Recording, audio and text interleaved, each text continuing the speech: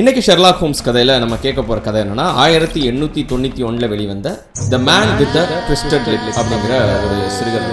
இந்த கதையும் வழக்கமான ஷெர்லாக் ஹோம்ஸ் கதை மாதிரி இருந்தாலும் ஒரு எதிர்பாராத ஒரு முடிவோடு இருக்கும். எப்பவும் இருக்கிற இந்த ஷெர்லாக் ஹோம்ஸில் இருக்க முடிவோட சற்றே ஒரு வித்தியாசமான ஒரு கிளைமேக்ஸ் இந்த கதையில் இருக்கும். வாங்க கதை பேசலாம்.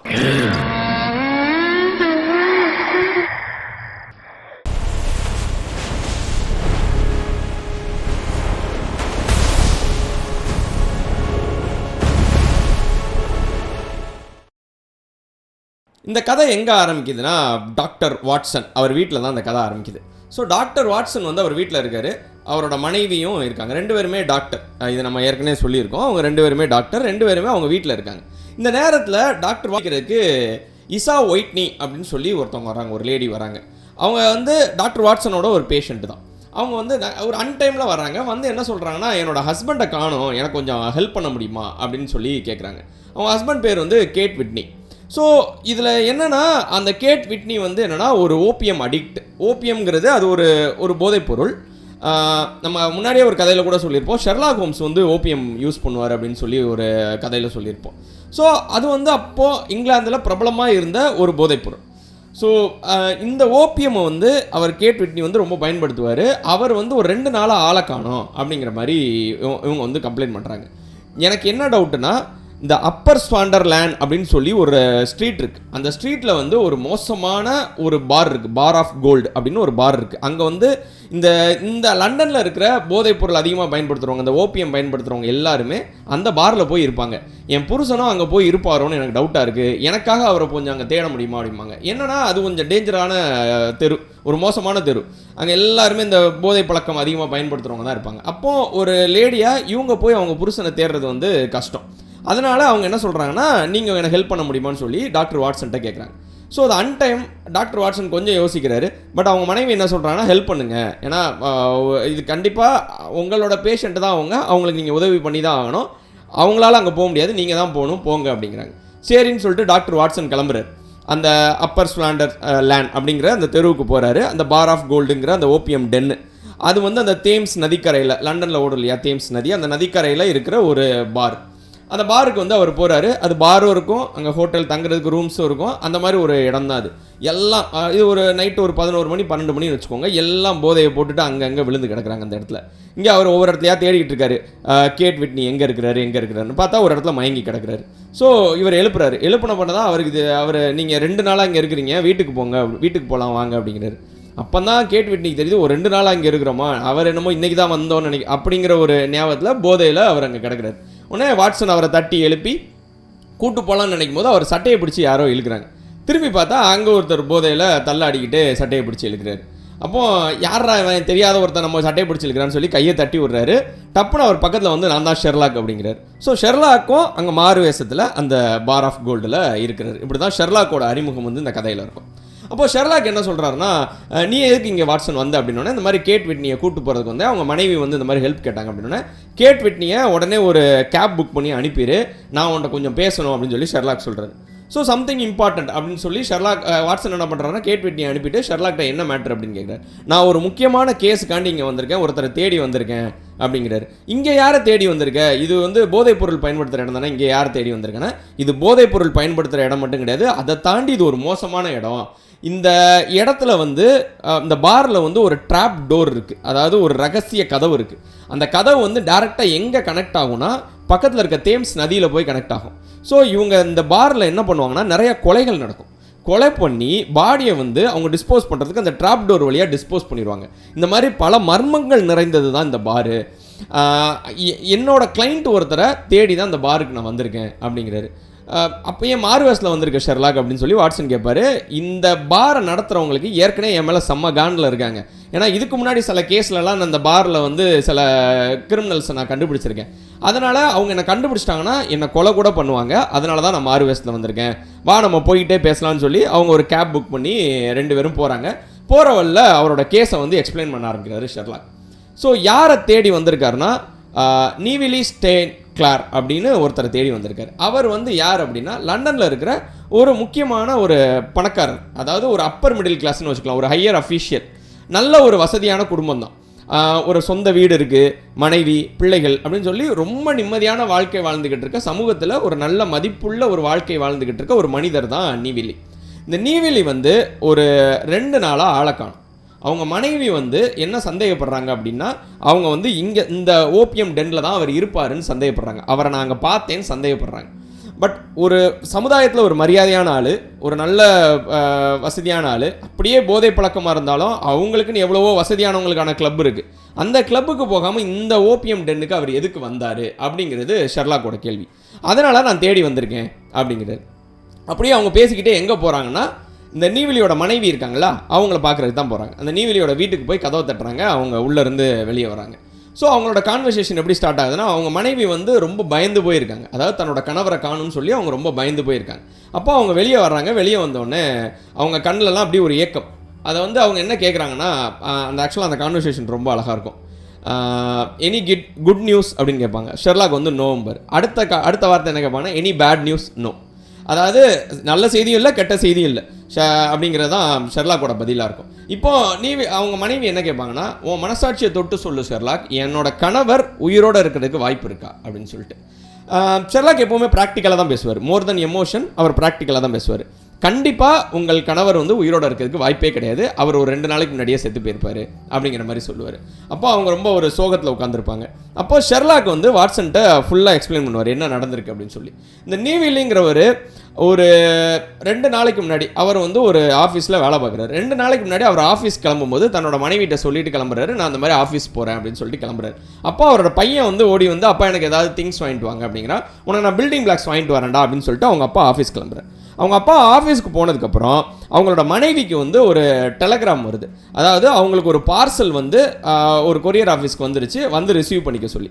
ஸோ இந்த இதை படித்ததுக்கப்புறம் அந்த காலகட்டத்தில் அப்படி தான் கொரியர் சர்வீஸ் ஒர்க் ஆகிருந்துருக்குமா இருக்கும். அதாவது ஹப்புக்கு வந்துடும், ஹப்பில் போய் நம்ம தான் வாங்கிக்கணும், அவங்க கொண்டு வந்து டெலிவரி பண்ண மாட்டாங்க.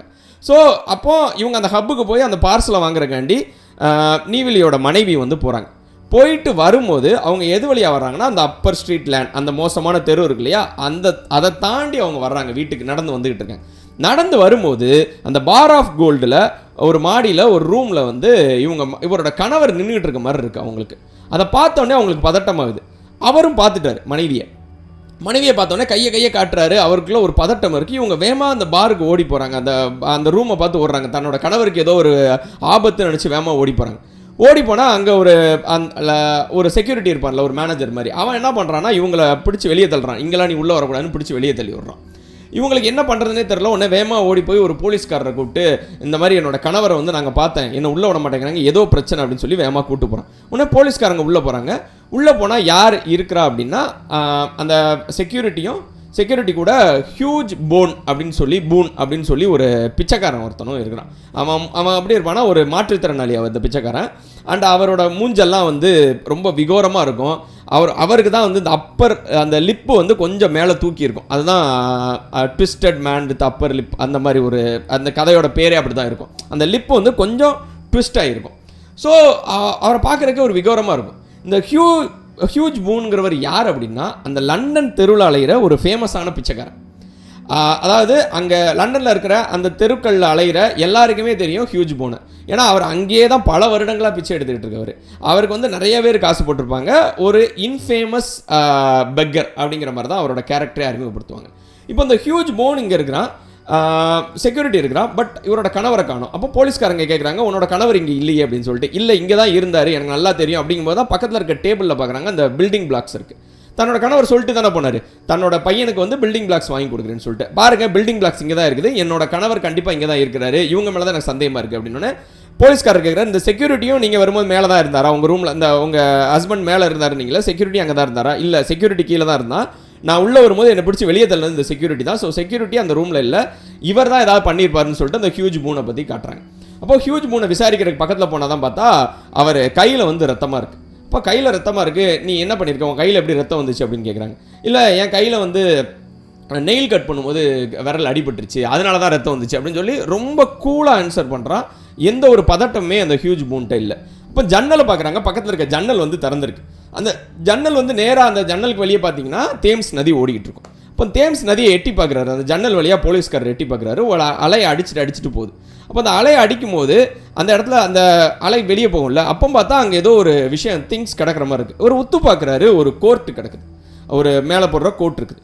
அப்போது அவங்க ஒய்ஃப்ட்ட கேட்குறாங்க, இந்த நீவிலியோட ஒய்ஃப்ட்ட, இது உங்களோட கணவரோடதா அப்படின்னா அவங்க பார்க்குறாங்க, ஆமாம் இது என்னோட கணவரோடது தான். அப்போது சம்திங் ஃபிஷி.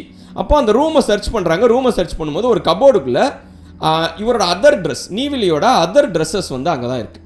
அப்போது கன்ஃபார்மாக ஏதோ தப்பு நடந்திருக்கு அப்படிங்கிறத கண்டுபிடிச்சிட்டு இவங்களை வேகமாக வந்து இவனை ஹியூஜ் பூனை வந்து அரெஸ்ட் பண்ணிடுறாங்க.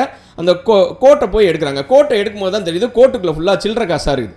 ஃபுல்லாக பார்த்தீங்கன்னா ஒரு 200-300 சில்லற காசு இருக்குது. அதனால தான் அந்த ஆக்சுவலாக அந்த கோட் வந்து அலையில் அடிச்சுட்டு போகாமல் அது தண்ணிக்குள்ளே முங்கி கிடந்திருக்கு. ஸோ அதையும் கைப்பற்றுறாங்க. கைப்பட்டு ஹியூஜ் பூனை அரெஸ்ட் பண்ணிட்டு போயிட்டாங்க. பட் அவரோட கணவர் எங்கே செத்து போயிருந்தாருன்னா அவர் பாடி எங்கே, அது அவன் ஹியூஜ் பூன் நான் கொல்லவே இல்லைன்னு சொல்கிறான். அப்போ என்னன்னு போலீஸ்க்கு தெரில, பட் அரெஸ்ட் பண்ணிட்டு போயிட்டாங்க. இப்போது ஷெர்லாக் என்ன பண்ணுறாருன்னா அந்த நீவிலியோட மனைவிட்ட வந்து கேள்வி கேட்குறாரு, உங்களோட கணவரை வந்து நீங்கள் அந்த ஜன்னல் வழியாக பார்த்தீங்கன்னு சொன்னீங்கல்ல, அப்போ உங்கள் கணவர் வந்து என்ன ட்ரெஸ் போட்டிருந்தாரு அப்படின்னா, எப்போ வழக்கமாக போட்டிருக்க ட்ரெஸ் தான் போட்டிருந்தாரா, வழக்கம் அப்படிங்கிற மாதிரி கேட்குறாங்க. அதுக்கு அவங்க மனைவி சொல்கிறாங்க, காலையில் அவர் போகும்போது போட்டிருந்தா அதே கோட் ஷூட் தான் போட்டிருந்தாரு, ஆனால் டை வந்து அவர் போடலை. நார்மலாக அவர் டை போட்டிருப்பாரு. அந்த நான் இங்கேருந்து பார்க்கும்போது ஜன்னல் வழியாக பார்க்கும்போது அவர் டை போடலை. இங்கேருந்து பார்த்தோன்னே நான் வேகமாக ஓடி போனேன், ஆனால் என் கணவரை காணோம் அப்படிங்கிறாங்க. சரி, அப்போது அந்த இடமே ஒரு மாதிரி அமைதியாகுது. அமைதியாகும் போது திரும்பியும் கேட்குறாங்க ஷெர்லாக்ட்ட, ஷெர்லாக் என் கணவர் உயிரோட இருக்கிறதுக்கு வாய்ப்பே இல்லைன்னு நீ சொல்கிறியா அப்படின்னு சொல்லி கேட்குறாங்க. ஆமாம், உங்கள் கணவர் வந்து என்னோட கெஸ் கரெக்டாக இருந்துச்சுன்னா நீங்கள் என்றைக்கு அவரை பார்த்தீங்களோ அன்றைக்கே இறந்து போயிருந்துருக்கணும், அதுதான் ப்ராக்டிக்கலி நடந்திருக்கணும் அப்படிங்கிற மாதிரி ஷெர்லாக் சொல்கிறார். அப்போது டப்புன்னு அவங்க அவங்களோட மனைவி நீவிலியோட மனைவி என்ன பண்ணுறாங்கன்னா ஒரு லெட்டரை எடுத்து கையில் கொடுக்குறாங்க. அப்படி ஒருவேளை என் கணவர் இறந்துருந்தாருன்னா அந்த லெட்டரை யார் அனுப்பியிருக்கா அப்படின்ட்டு.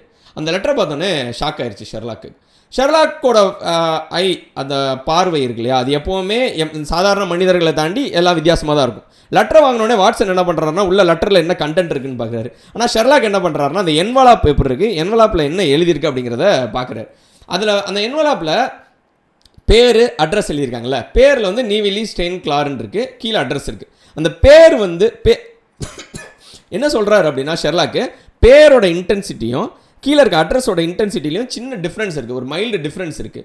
ஸோ அப்போ என்ன நடந்திருக்குன்னா பேர் எழுதும்போது அவன் கான்ஃபிடென்ட்டாக எழுதியிருக்கான் இதுதான் பேருன்ட்டு. ஆனால் அட்ரஸ் எழுதும்போது அவனுக்கு அட்ரஸ் தெரில, அட்ரஸை யோசித்து எங்கேயோ இருந்த அட்ரஸை எடுத்து தான் எழுதியிருக்கான். ஸோ இது உங்கள் கணவர் அனுப்புனதாக இருக்கிறதுக்கு வாய்ப்புகள் ரொம்ப ரொம்ப கம்மி. ஏன்னா உங்கள் கணவர் எழுதியிருந்தாருன்னா அவருக்கு பேரும் தெரியும் அட்ரஸும் தெரியும், அவர் யோசிச்சு எழுதணும்னு அவசியம் கிடையாது. ஸோ இதில் வந்து வேற யாரோ ஒரு ஃபேக்காக லெட்டர் அனுப்பியிருக்காங்கன்னு தான் எனக்கு தோணுது அப்படின்னு சொல்லி ஷெர்லாக் சொல்கிறார். அப்போது அவன் நீவிலியோட மனைவி என்ன சொல்கிறாங்கன்னா, இல்லை அதில் இருக்கிற கையெழுத்து வந்து என்னோட கணவரோட கையெழுத்து தான் அப்படிங்கிறாங்க. சரின்ட்டு லெட்டர் வாங்கி பார்க்குறாரு ஷெர்லாக். அந்த லெட்டரில் என்ன இருக்குன்னா, நீ பயப்படாத, நான் ஒரு பிரச்சனையில் மாட்டியிருக்கேன், பட் எல்லாமே சால்வ் ஆயிடுச்சு, நான் இன்னும் கொஞ்ச நாளில் வெளியே வந்துடுவேன், நீ எதுக்கும் பயப்படாத, வேறு எதுவும் பண்ணாத, நீ வீட்டிலே இரு, பத்திரமா இரு அப்படின்னு சொல்லி உங்கள் மனைவிக்கு வந்து அவர் கணவர் அனுப்புகிறதா ஒரு லெட்டர் வந்திருக்கு. அந்த ஹேண்ட் ரைட்டிங்கை பதில் இது உங்கள் கணவரோட ஹேண்ட் ரைட்டிங் தானே கன்ஃபார்மாக தெரியுமா அப்படின்னா, ஒன் ஆஃப் த ஹேண்ட் ரைட்டிங்ஸ் அப்படிங்கிற மாதிரி அவங்க சொல்லுவாங்க மனைவி. எதுக்கு அப்படி சொல்கிறீங்கன்னா, இல்லை என் கணவர் நார்மலாக எழுதினார்னா அழகாக எழுதுவார், ரொம்ப அறிபறியாக எழுதினார் அவசரமாக எழுதாருன்னா இப்படி தான் கோழி கிறுக்கின மாதிரி கிறுக்குவார். ஸோ ஆனால் இது அவரோட எழுத்து தான், அவர் அவசரத்தில் எழுதியிருக்காரு, நல்லா தெரியுது. இப்போ ஷெர்லாக்கோட தியரி என்னன்னா, இது சாகிறதுக்கு முன்னாடி நீவிலிட்ட வாங்கின லெட்ரு, அதுக்கப்புறம் அவர் செத்ததுக்கப்புறம் அவசரமாக அவங்க போஸ்ட் பண்ணியிருக்காங்க, அதனால தான் அட்ரஸை தேடி கண்டுபிடிச்சி போஸ்ட் பண்ணியிருக்காங்க அப்படிங்கிறது அவரோட தியரி. சொல்லிவிட்டு வா நம்ம போகலான்னு சொல்லிட்டு வாட்சனை கூட்டிட்டு போகிறார். வாட்சனை கூட்டிட்டு போய் அங்கே அவங்க ரூம் எடுத்து தங்கியிருக்காங்க. அந்த ரூமில் தங்குறாங்க. நைட்டு ஃபுல்லாக அதை பற்றியே டிஸ்கஸ் பண்ணுறாங்க, கேஸை பற்றி டிஸ்கஸ் பண்ணுறாங்க, இது என்னவா இருக்கலாம் அப்படிங்கிற மாதிரி டிஸ்கஸ் பண்ணுறாங்க. டிஸ்கஸ் பண்ணிட்டு தூங்கிடுறாங்க. தூங்கிட்டு காலையில் 4:30 மணிக்கு எந்திரிச்சிடறாரு ஷெர்லாக் எந்திரிச்சிட்டு வாட்சன் எழுப்பிடுறாரு, வா நம்ம போகலாம், இந்த கேஸை ரிசால்வ் பண்ணுறதுக்கான கீ கிடச்சிருச்சு அப்படிங்கிறாரு. கீ எங்கே இருக்குது அப்படிங்கிற மாதிரி வாட்சன் கேட்குறாரு. போய் பாத்ரூமில் போய் பாரு, பாத்ரூமில் தான் கீ இருக்குன்னு. போய் வாட்சன் போய் வேகமாக பார்ப்பாரு, அங்கே ஒன்றுமே இருக்காது, நார்மலாக இருக்கிற சோப்பு பாத் டப்பு இதுதான் இருக்கும். இதை பார்த்தோன்னே வாட்சனுக்கு ஒன்றுமே புரியாது. ஷெர்லாக் என்ன சொல்ல வர்றாரு ஒன்றும் புரியல ஷெர்லாக் அப்படின்னா, வா நம்ம போகலான்னு சொல்லிட்டு கூட்டு போகிறார். எங்கே கூட்டு போகிறாருன்னா ஒரு போலீஸ் ஸ்டேஷனுக்கு கூட்டு போகிறார். போலீஸ் ஸ்டேஷனுக்கு கூட்டு போயிட்டு இப்போ நம்ம யாரை பார்க்க போகிறோம் அப்படிங்கிறாரு. ஹியூஜ் பூனை பார்க்க போகிறோம், ஒரு ஃபேமஸான பிச்சைக்காரனை பார்க்க போகிறோம் அப்படின்னு சொல்லி போகிறாங்க. அங்கே போனால் வாட்சனுக்கு என்ன ஒரு மைண்ட் இருக்குன்னா, ஹியூஜ் போன் கொள்றதுக்கான வாய்ப்புகளே இல்லை. ஏன்னா ஹியூஜ் போன் வந்து ஒரு மாற்றுத்திறனாளி. ஸோ அவன் அந்த ஹியூஜ் போன் மேலே வாட்சனுக்கு ஒரு சிம்பத்தி இருக்கும். அவன் ஒரு பாவப்பட்ட ஒரு பரிதாபமான ஒரு பிச்சைக்காரன், அவன் கொள்றதுக்கான வாய்ப்புகள் வந்து ரொம்ப ரொம்ப கம்மி. இது வேற ஏதோ இதில் இருக்குது அப்படிங்கிறதான் வாட்சனோட தியரி. சரி 2 பேரும் சேர்ந்து அந்த போலீஸ் ஸ்டேஷனுக்கு போவாங்க. போலீஸ் ஸ்டேஷனில் போய் இன்ஸ்பெக்டர்கிட்ட போய் நான் அந்த மாதிரி ஹியூஜ் பூனை சந்திக்கணும் அப்படிம்பாங்க. ஹியூஜ் பூனை சந்திப்பாங்க. அவர் அங்கே உட்காந்துருப்பார். மேலே கீழேயும் அவரை வாட்சன் அஸ் யூஷுவல் அப்சர்வ் பண்ணுவார். அப்சர்வ் பண்ணிவிட்டு நான் ஒரே ஒரு விஷயம் மட்டும் பண்ணணும், அதுக்கு நீங்கள் பெர்மிஷன் கொடுங்க அப்படிங்கிற மாதிரி இன்ஸ்பெக்டர்கிட்ட கேட்பார். என்ன பண்ண போகிறீங்க அப்படிம்பாரு. டப்புன்னு அவர் பாக்கெட்லேருந்து என்ன எடுப்பார்னா சோப் எடுப்பார். ஒரு குளிக்கிற சோப் எடுப்பார். இதுதான் அவர் பாத்ரூம்லேருந்து ஷெர்லாக் எடுத்துகிட்டு வந்திருப்பார். ஷெர்லாக் என்ன பண்ணுவார்னா வேகமாக அந்த சோப் எடுத்து ஹியூஜ் பூனோட முகத்தை கழுவுவார். முகத்தை கழுவி ரொம்ப நேரம் அப்படி தண்ணியெல்லாம் தேய்ச்சி கழுவி எடுப்பார். கழுவி எடுத்தால் யார் இருப்பான்னா அந்த நீவிலி ஸ்டெயின்கிளார். யாரை காணும் இவ்வளோ நேரம் தேடிக்கிட்டு இருக்காங்களோ அவர் தான் அங்கே இருந்திருப்பார். ஸோ ஷெர்லாக் என்ன பண்ணுவார்னா I am introducing your self அப்படின்னு சொல்லிட்டு இவர் தான் நீவிலி ஸ்டெயின்கிளார், இவரை தான் நம்ம இத்தனை நாளும் தேடிக்கிட்டு இருக்கோம் அப்படின்னு சொல்லிட்டு இன்ஸ்பெக்டர்ட்டையும் வாட்சன்ட்டையும் சொல்லுவார். உடனே வாட்சனுக்கு பயங்கர ஷாக் ஆயிரும். அப்போது நீவிலியை பார்த்து நீ தான் நீவிலியா அப்படின்னு சொல்லி இன்ஸ்பெக்டர் கேட்பார். உடனே நீவிலி அங்கே பிச்சைக்காரன் வேஷத்தில் இருக்கார் இல்லையா, அவர் என்ன கேட்பாருன்னா என்ன எதுக்கு நீங்கள் அரெஸ்ட் பண்ணியிருக்கீங்க அப்படின்னா நீவிலியை கொலை பண்ண குற்றத்துக்காண்டி அரெஸ்ட் பண்ணியிருக்கேன், நான் தானே நீவிலி, அப்போ என்ன நீங்கள் ரிலீஸ் பண்ணுங்க அப்படிம்பார். ஸோ அப்போ என்ன நடந்திருக்கு அப்படிங்கிற அந்த கிளைமேக்ஸ் ட்விஸ்ட்டை வந்து அந்த இடத்துல தான் ஷெர்லாக் வந்து ரிவீல் பண்ணுவார். என்னென்னா நீவிலி வந்து யார் அப்படின்னா ஒரு ஸ்கூல் ஹெட் மாஸ்டரோட பையன், ஒரு நல்லா படித்த ஒரு குடும்பத்தை சேர்ந்தவர். நீவிலியும் நல்லா படிக்கிறார். படிச்சுட்டு அவர் எங்கே வேலை பார்க்குறாருன்னா ஒரு பத்திரிக்கை ஆஃபீஸில் வேலை பார்க்குறாரு. அப்போ பத்திரிக்கை ஆஃபீஸில் வேலை பார்க்கும்போது திடீர்னு ஒரு நாள் வேலையை விட்டு தூக்கிடுறாங்க பத்திரிக்கை ஆஃபீஸில். அங்கே சில இது நடக்குது, ஆட்கள் குறைப்பு நடக்குது. அப்போ அப்படி குறைக்கும் போது இவரை வந்து லே ஆஃப் பண்ணிடுறாங்க நீவிலியை லே ஆஃப் பண்ணோடனே அவருக்கு அடுத்து என்ன வேலை பண்ணுறதுன்னு அவருக்கு தெரியவே இல்லை. அப்போ தான் அவர் என்ன யோசிக்கிறாரு அப்படின்னா ஒரு 2-3 மாதத்துக்கு முன்னாடி நீவிலி பத்திரிக்கை ஆஃபீஸில் வேலை பார்க்கும்போது அவருக்கு ஒரு கட்டுரை எழுத சொல்லியிருந்தாங்க. என்ன ஆர்டிக்கல் அப்படின்னா லண்டனில் இருக்கிற பிச்சைக்காரர்களை பற்றி கட்டுரை எழுத சொன்னாங்க. பட் நீவிலி அவர் ஒரு நல்ல ஒரு வசதியான குடும்பம், நல்ல படித்த குடும்பம், அவருக்கு எப்படி பிச்சைக்காரர்களை பற்றி ஃபுல் டீட்டெயில்ஸ் தெரியும் ஒரு ஆர்டிக்கல் எழுதணும்னா? அப்போ நான் அதை எப்படி எழுதுறது அப்படின்னு யோசிக்கும் போது நீவிலி என்ன பண்ணுறாருன்னா ஒரு பிச்சைக்கார மாதிரி வேஷம் போட்டு போய் ஒரு நாள் ஃபுல்லாக பிச்சை எடுத்து லண்டன் தெருக்களில் பிச்சை எடுத்து பிச்சைக்காரர்களோட வாழ்க்கையை புரிஞ்சுக்கிட்டு அதை பற்றி ஒரு ஆர்டிக்கல் எழுதுறாரு. இந்த பிச்சைக்காரராக வேஷம் போட்டார்ல, அவருக்கு வந்து வேஷம் தான் போட்டார், பட் நிறைய பேர் வந்து அவருக்கு உண்மையிலே பிச்சை போட்டாங்க. அவருக்கு அன்னைக்கு மட்டும் எவ்வளோ வருமானம் கிடச்சிச்சுன்னா 2 யூரோ கிடச்சிச்சு. ஸோ இப்போ வேலை இல்லாமல் இருக்கிற நீவிலி என்ன யோசிக்கிறாருன்னா ஏன் நம்ம வந்து பிச்சைக்காரனாகவே ஆகக்கூடாது அப்படின்ட்டு. அதுக்கு என்ன காரணம்னா அவர் பத்திரிக்கை ஆஃபீஸில் வேலை பார்க்கும்போது அவரோட சம்பளம் என்னென்னா ஒரு வாரத்துக்கு 2 யூரோ. ஆனால் இவர் பிச்சைக்காரராக ஒரு நாள் நடித்தார்ல, ஒரு நாளில் அவர் சம்பாதிச்ச காசு என்னென்னா 2 யூரோ. ஸோ அப்போது இதுதான் நான் பண்ணணும் அப்படின்னு சொல்லிட்டு அவர் என்ன பண்ணுறாருன்னா நேராக போய் அன்னையிலேருந்து பிச்சைக்காரனா லண்டன் தெருக்களில் அலைய ஆரம்பிக்கிறாரு, பிச்சை எடுக்கிறாரு. பல வருஷங்களாக நடந்திருக்கு. அதாவது ஹியூஜ் பூன் வந்து லண்டன் தெருக்களில் ஒரு ஃபேமஸான பிச்சைக்காரர். அப்போ காலையில் என்ன பண்ணுவார்னா டிப்டாப்பாக ஆஃபீஸுக்கு கிளம்புற மாதிரி கிளம்பி போயிடுவார். கிளம்பி போயிட்டு அங்கே வந்து ஒரு அந்த டென்னில் ஒரு ஹோட்டல் எடுத்திருப்பார், அந்த பார் ஆஃப் கோல்டில் ஒரு ஹோட்டலில் ஒரு ரூம் எடுத்திருப்பார். அங்கே போய் தன்னோட ட்ரெஸ்ஸை மாற்றிட்டு பிச்சைக்காரனாக ஒரு வேஷம் போட்டுக்குவார். தன் முகத்தை எல்லாம் ஒரு அகோரமாக்கிட்டு அந்த உதடுகளை மேலே தூக்கி வச்சுக்கிட்டு ஒரு மாற்றுத்திறனாளி மாதிரி அந்த இடத்துல ஒரு பிச்சைக்காரனை மாதிரி மாறிட்டு போய் பிச்சை எடுக்க ஆரம்பித்தார். பிச்சை எடுத்துகிட்டு வர்ற காசெல்லாம் எடுத்து திரும்ப சம்பாதிச்ச காசெல்லாம் எடுத்துகிட்டு வந்து திரும்ப ட்ரெஸ் எல்லாம் மாற்றி பழைய ட்ரெஸ்ஸை மாற்றிட்டு திரும்ப வீட்டுக்கு வந்து டிப்டாப்பாக போயிடுவார். இதுதான் அவரோட வாழ்க்கையில் டெய்லி ரொட்டீன். பட் அன்னைக்கு என்ன நடந்திருக்கு அப்படின்னா இவர் வழக்கம் போல் ட்ரெஸ்ஸை மாற்றிக்கிட்டு இருக்கும்போது அந்த தெரு வழியாக வந்த அவரோட மனைவி வந்து அவங்கள பார்த்துட்டாங்க. அவங்க மனைவி பார்த்ததை அவர் பார்த்துட்டார். அவருக்கு பயம், இவங்க ஒருவேளை கண்டுபிடிச்சிருவாங்களோ அப்படின்னு சொல்லிட்டு. அப்போது அவர் வந்து வராதங்கிற மாதிரி தான் கையை காட்டினார். இதை தப்பாக புரிஞ்சுக்கிட்டு அவங்க மனைவி நேராக உள்ளே வந்துடுறாங்க. அதுக்குள்ளே அவர் அவசரமாக என்ன பண்ணுறாரு அப்படின்னா இதை எப்படி ஷெர்லாக் கண்டுபிடிக்கிறார் அப்படின்னா உங்களோட கணவரை வந்து நீங்கள் என்ன ட்ரெஸ்ஸில் பார்த்தீங்கன்னு சொல்லிட்டு அவர் கேட்பார் இல்லையா, கோட் ஷூட் தான் போட்டிருந்தாரு, பட் டை அணியலை அப்படின்னு சொல்லிட்டு. ஒரு கொலைகாரன் கொலை பண்ணணும்னா அப்படியே தான் கொலை பண்ண போகிறான், அவன் ட்ரெஸ் எல்லாம் கழட்டணும்னு அவசியம் கிடையாது, அதுவும் டையை மட்டும் கழட்டி வைக்கணும்னு அவசியம் கிடையாது. ஸோ அப்போது ஷெர்லாக்கோட தாட் எப்படி இருக்குது அப்படின்னா ஒருவேளை அவர் வந்து ட்ரெஸ்ஸை மாற்றிக்கிட்டு இருந்திருக்கலாம், டையை கழட்டி வச்சுருந்துருக்கலாம், டையை நேரம் மாட்டியிருக்கலாம், ஏதோ ஒரு விஷயம் நடந்திருக்கலாம். இது வந்து இன்டென்ஷனாக அவரே பண்ணது மாதிரி தான் எனக்கு தோணுது. இந்த இடத்துல தான் ஷெர்லாக் ஒரு சின்ன ஒரு லூப் ஹோல் கிடைக்கும். அப்போது என்ன நடந்திருக்குங்கிறத ஷெர்லாக் எப்படி விஷுவலைஸ் பண்ணுறாரு அப்படின்னா இவர் தான் பிச்சைக்காரருங்கிறத அவர் கெஸ் பண்ணிவிட்டு அப்போது அவர் வந்து அன்றைக்கி சம்பாதிச்ச காசெல்லாம் எடுத்துகிட்டு வந்து அவரோட கோட்டில் வந்து காசை மாற்றுறாரு. ஒரு 400 வெள்ளி இருக்குதுன்னு வச்சுக்கோங்க. அந்த காசெல்லாம் எடுத்து அவர் கோட் பாக்கெட்டில் போடுறாரு. கோட் பாக்கெட்டில் போட்டு டையை கட்ட போகலான்னு நினைக்கிற டைமு அவங்க மனைவியை பார்த்துறாரு, பதட்டமாயிடுறாரு. அப்போ அவங்க வரும்போது அவசரமாக இந்த இடத்துல நீவிலி இருந்ததை காட்டக்கூடாது அப்படின்னு சொல்லி கோட்டை மட்டும் அவசரமாக கழட்டி தேம்ஸ் நதியில் போட்டுறாரு. ஏன்னா அது அடிச்சுட்டு போகாது, அதில் அதிக வெயிட்டான காயின்ஸ் இருக்கனால அது தண்ணிக்குள்ளே தான் கிடக்கும், காலையில் போகும்போது எடுத்துக்கலாம். இதுதான் அவரோட எண்ணம். பட் அவங்க போலீஸை கூப்பிட்டு வருவாங்கன்னு அவர் எதிர்பார்க்கல. போலீஸ் வந்ததுக்கப்புறம் அவர் சமாளிக்கணும்னு நினைக்கிறாரு. பட் அன்ஃபார்ச்சுனேட்லி சமாளிக்க முடியல, போலீஸ் அரெஸ்ட் பண்ணிட்டு போயிடுறாங்க. அதில் கையில் எப்படி காயம் வந்துச்சுன்னா அவசரமாக கோட்டை கழட்டி ஜன்னல் வழியாக தூக்கி போடும்போது ஜன்னல் அடிபட்டு தான் ஒரு சின்ன காயம் வந்துச்சு. அதுதான் அந்த ரத்தம் எல்லாமே.